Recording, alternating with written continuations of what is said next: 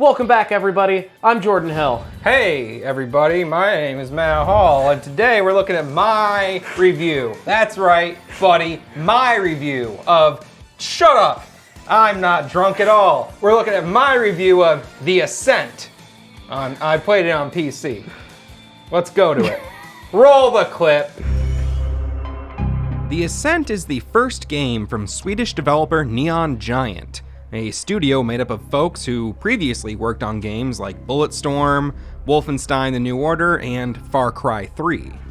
It's a top-down twin-stick RPG action game that sees you looting and shooting in a cyberpunk dystopia controlled by an enormous megacorporation called the Ascent Group. Throughout the game, you literally ascend from the deepest depths of the city up to the highest reaches, with each level being inhabited by a different class of citizen.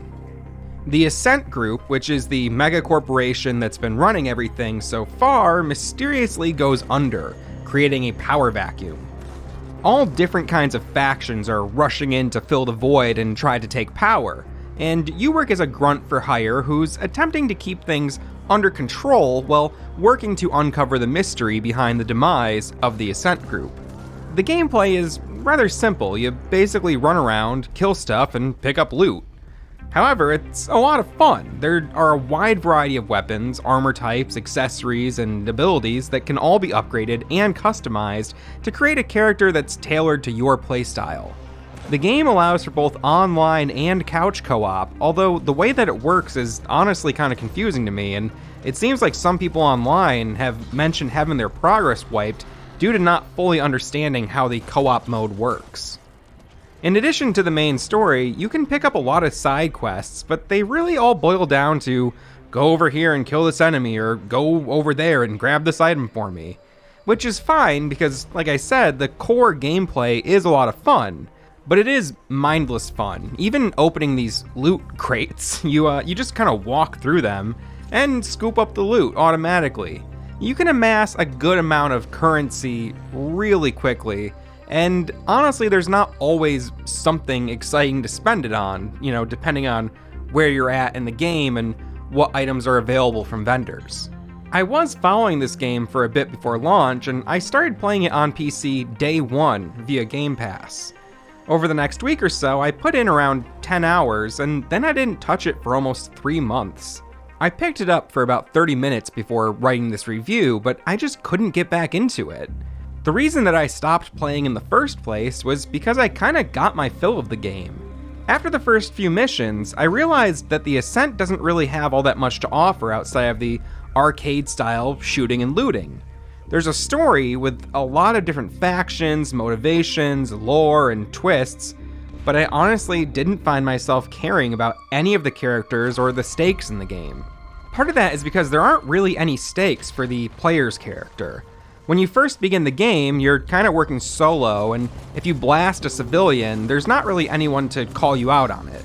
But as you progress through the game, you do eventually get recruited by a larger corporation, and after that, you'll get a direct call from a supervisor whenever you kill civilians. But there's no actual consequences. They just call you and tell you, hey, we'd like if you didn't kill people. It doesn't reflect really well on, your employer here. So it's kind of pointless. For me, that means that there's no real motivation to be precise or to have to pay too much attention to your surroundings during firefights. And speaking of consequences, there's also no penalty for dying in the game. You just respawn from a nearby checkpoint.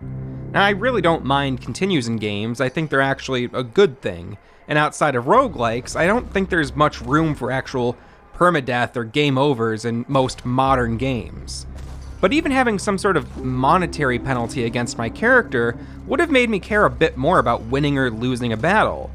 I found myself purposely going up against over-leveled enemies and just kind of using trial and error to map out a winning strategy against them, which kind of broke the idea of actual progression in the game for me and made everything start to feel very repetitive. I mentioned before that I wasn't too hooked on the story, but I was curious, so I looked up the ending and I found this article which basically says that the end of the game leaves a lot of questions unanswered, and that it ultimately just felt very simple. Things that you might expect to be huge plot points just kind of fizzle out or never resolve. Even comments from NPCs seem to suggest that there's some deeper narrative depth to this game, but for me, it never fully delivered on any of those ideas. On top of all this, the game was plagued with a fair number of bugs at launch, mostly weird things causing performance issues, even on more powerful PCs. For me, getting into the game still means a full 2 minutes of load time, and I don't mind that games have to load, but I haven't seen load times like this in a very, very long time. When all these negatives start to stack up, the solid gameplay is really the main thing that this title has going for it. After a few hours, I unlocked fast travel, which made the gameplay loop even more condensed and linear. The Ascent is a game with good bones, and it's definitely a fun time, but for me that fun was not enough to sustain the full campaign. The Ascent is a great, mindless shooter that's especially fun with friends. However, I'm really hoping that in the future, Neon Giant can build on what they've started with the Ascent and offer a game that can stay engaging for the long haul. Hey! Jesus Christ, what a game, what a game. I mean, I have to admit, I'm gonna pull back the curtain here a little bit and tell you viewers that I do know the answer to this question, but I'm gonna ask it anyway because the producers need us to. Jordan, have you played The Ascent? I actually have. I believe it was a little while ago, either while we were streaming or just in between shooting videos. I can't really remember. But I remember it being it was a fun game to pick up for a second. Yeah, it was when I first started the game. I was stoked on it. You guys came over for a Let's Play session for our failed Let's Play series. And I was like, you guys should try this fucking game. I think it rules. And so yeah, I had you and Andrew play like the first 25, 30 minutes of The Ascent. I thought it ruled. Yeah, I would say this game fucking rules right out of the gate. And then it's like, cool. I'm here already at the start. I'm looking at my camera. I'm here, okay, at the top. And then it's like a 20-hour campaign, and it's like, cool. You already gave me everything the game has to offer in the first like 30 minutes, aside from, like, I guess I can't put a number on it. A number of hours into the game, you unlock fast travel. Oh, okay. But that's the only thing you really unlock aside from like stronger weapons. It seems like the kind of game where, like you mentioned, it's the concept seems interesting, and it seems like that would suck me in had I known more about it when we first played.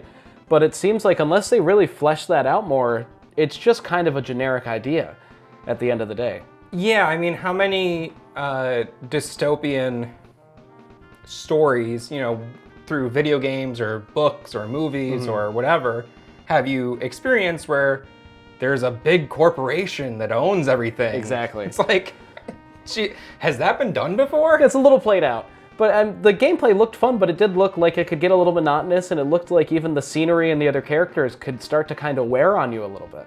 Yeah, so like as you go through, it's an arcology, so there's like, it's like one kind of enclosed ecological system, you know, and then there's different levels to it. So each level is like a little bit nicer. So there's like the sewers where you start the game, and you go up to like an urban kind of like slummy, like red light district kind of level, and you get like to a little bit nicer urban section. Then there's eventually like a level where you can actually see the clouds, you can see the sky, because like people come to this planet and they're working on this planet and they can't even like see the fucking sunlight because everything is so enclosed. Yeah. And I don't know. So I mean, because so many missions will take place in one environment, you are kind of like, cool. I'm just doing the same thing in the same place. Feels like you've been just doing loops and running in circles Yeah, a and little it's bit. I mean, even watching that video just now, again, a little peek behind the curtain. We do review these video packages right before we talk about them. I was like, damn, this game looks good. It does. It was a very visually appealing game, and I remember the gameplay mechanics being really satisfying and really fun.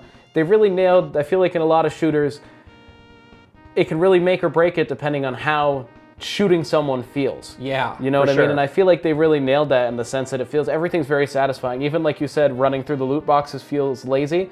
It still kind of gives you that feeling like you're just this juggernaut running through. It's almost like Mario, where you're just like running, picking up the coins and shit. It's like, it does feel good. Like everything, I don't know how to put it. Like, I want to make sure I'm being clear, especially because I didn't pay for this game. I played it on Game Pass. So there's the first caveat. What? Can you say what you're saying to the camera, directly to the audience? So you're super clear that you didn't pay for this game? I need to be super clear. I played this on Game Pass, so I didn't pay for it, okay? So there's the first caveat. That's why I think this game fucking rules for a free game. Because if I paid the full price, which I think was between 30 and 50 bucks at launch, I don't like this. This is a new studio, people who were doing AAA games and said, fuck the system. Let's break off and do our own thing. I really respect that. I think that's really fucking cool. And I think it was 30 bucks. I think, and that's not, I think most AAA games or even most new games are even 75, 80, 90, depending on... more and more expensive. Yeah. And I feel I love supporting those indie developers, those new startups and stuff like that. But when they do things like that, there's that sticker shock a little bit where you go, oh, well, this isn't Bethesda. This isn't, I can't think of a single other big studio right now. This isn't EA. Yeah, I mean, Bethesda, Microsoft, I think there's basically Microsoft. Yeah, fair. And Ubisoft. And yeah, maybe EA. But ultimately, there's that sticker shock where you go, there is no guarantee that this is going to be a good game, which admittedly there isn't with a lot of AAA titles in recent years. True. But there's that reputation that comes with it. Right. And so you see $50 for a game that you might not like at all. Yeah. Because especially with this game was a top-down game. Don't know why I pointed at the sound waves here on the screen. But it's all top-down, and I've never really been a huge fan of that aesthetic. So I think I'd have a little bit of a problem, totally off of that, paying $40 for that game. But free on Game Pass. Free on Game Pass. I wouldn't hesitate for a minute. Free on Game Pass, great game, feels really good. It's just the fact that I was so into this game that I tried to compel other people to play it, and then I got just over 10 hours into it, and it was cool. It's as good as it was when I started, and it's not offering anything new. And that's my biggest complaint, is that this game rules, especially co-op with friends or playing online or whatever. It's really fun. It's the fun factor is through the roof. Yeah. But for a single player campaign, sustaining that for the 20, 25 hours or whatever, and then to read from multiple sources that the story really didn't deliver. At the end of the story, it was kind of left a lot of unanswered questions. Things were introduced that seemed huge and fizzled out. Yeah. I don't know. It's kind of a bummer. So I'm hoping that these folks can take what they did with the foundation and then create something stronger next time, because the actual structure, the bones, the roots of it, fucking A+. Absolutely, yeah. Great game. Looks great, feels great. Voice acting is good. There's humor, there's action, you can see even in my review, there's stutter and slowdown on certain explosions. Okay. That never went away for me. And that was a huge bug a lot of people were reporting, where I have a decent PC. Yeah. Explosions were just causing massive stutter. And that's frustrating in a game that incentivizes you to use grenades and explosives as a powerful extra attack. It seems very fast-paced to a degree. When you get into those combat moments, it's kind of you do kind of want it to be a little chaotic. Yeah, and you're always getting swarmed. So Strange. I would say, hey, if you can play it for free on Game Pass, go for it. And if Neon Giant Neon Joe Wolf Hunter. If Neon Joe Wolf Hunter makes another game, I will definitely be picking it up and checking it out, because, goddamn, cool game. Very fun. Just not a great single-player campaign, which is what I really look for, because I'm lonely. Matt hasn't left his house until now for 3 days. Well, that's not untrue at all. But hey, we could talk forever about how I don't leave my house, but what I want to hear about is what you've been playing lately, gamers. Please, leave a comment. Say, the Ascent looks cool, LOL. And also, I've been playing, what's some dumbass game that people are playing? What's some dumbass? I've been playing Minecraft because I'm an idiot. So leave that comment. I'll say, hey, Minecraft looks cool. Maybe we'll do a video on it one day. No? Okay. It's never gonna happen. But, you know, please let us know what you're playing. Comment, subscribe, like, help the channel out. And you know what would really help us out more than anything? Just share the video with a friend. Tell everybody. Yeah, if you have a friend who's a big-ass fucking gaming nerd who likes dumbass shit like this. If you got a bunch of loser friends, send it their way. Say, look, man, you know you're a loser? There's other losers, and they're making videos that they might make you feel less alone. Yeah, you can all go be sad, lonely losers together now. Yeah. With us. With us. It feels good. It does. Yeah. So, we'll see you next time. Fucking loser. That's disappointing. It's getting cut.